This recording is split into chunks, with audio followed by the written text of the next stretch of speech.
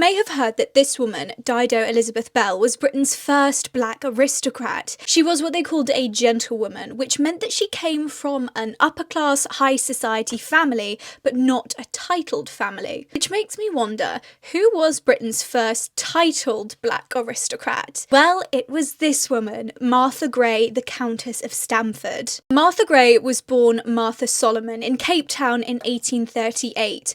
Her mother was a formerly enslaved woman called Rebecca, who had paid for her freedom and the freedom of her own mother. Rebecca opened up a tavern in Cape Town, and she used the money she earned from this to send Martha to school. Rebecca was an important figure in the black community in Cape Town and was nicknamed Queen Rebecca. Meanwhile, over in England, the family of the Earl of Stamford were having a bit of a problem. One of their relatives, Harry Gray, was bringing scandal to the family as a result of his pretty intense drinking habits. They decided to send him to South Africa as a remittance man, which essentially means that they paid him to leave England and never come back. So he did, but he didn't stop drinking, and he spent a lot of time in Rebecca's tavern, which is where he met Martha. In 1864, they began a relationship and had 2 children, John and Francis. They then married in 1880 and had 1 more child called Mary. In 1883,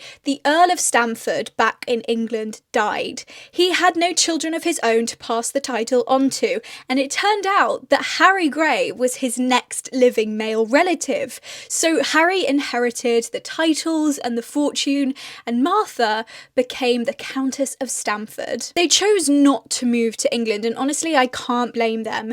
There was an intense amount of racist backlash towards Martha because of her title and also towards her mixed race children. But English law was very strict about children born outside of marriage, and so Martha and Harry's 2 oldest children were actually barred from succession, and it was only their youngest daughter, Mary, who was styled Lady Mary. When Harry died in 1890, Martha became extremely wealthy in her own right. She faced a lot of racist and jealous abuse from the white community in Cape Town because she was titled and they were not. So technically, she outranked them. At no point did Martha move to a more affluent area in Cape Town.